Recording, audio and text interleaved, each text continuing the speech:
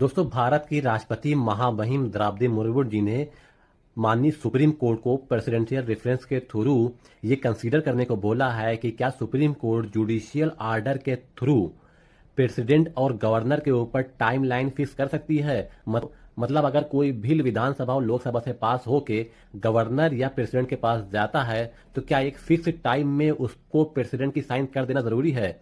दरअसल मामला यह है कि कुछ दिनों पहले माननीय सुप्रीम कोर्ट ने तमिलनाडु के गवर्नर को बहुत डांटा था। एक बिल को लेके बैठ गए थे, बहुत दिनों से ना साइन कर रहे थे ना तो रिजेक्ट कर रहे थे। जब माननीय सुप्रीम कोर्ट ने अपने एक ऑर्डर में टाइम लाइन फिक्स करने की कोशिश करी तो उसके बाद प्रेसिडेंट ने 14 क्वेश्चन इंपोज करके वापस कर दिया।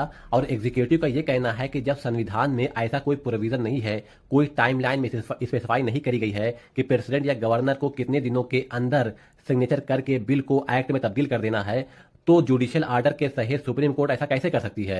इसी डिस्प्यूट को रिजॉल्व करने के लिए महामहिम द्रौपदी मुर्मू जी ने प्रेसिडेंशियल रेफरल के तहत माननीय सुप्रीम कोर्ट से एडवाइस मांगी है। अंडर आर्टिकल 143 को प्रेसिडेंट अगर चाहे तो कोई भी पब्लिक इंपॉर्टेंट के क्वेश्चन ऑफ लॉ या क्वेश्चन ऑफ फैक्ट को सुप्रीम कोर्ट को रिफर कर सकता है। आर्टिकल 143 के अंदर ये भी मेंशन है कि अगर माननीय सुप्रीम कोर्ट ऐसे किसी प्रेसिडेंशियल रेफरल को सुनता है तो उसके लिए रिक्वायरमेंट है कि मिनिमम 5 जजेस की बेंच होनी चाहिए। माननीय सुप्रीम कोर्ट ऐसे मैटर को सुन लेता है और अपनी ओपिनियन देता है तो ऐसी ओपिनियन प्रेसिडेंट के ऊपर या एग्जीक्यूटिव के ऊपर बाइंडिंग नहीं है।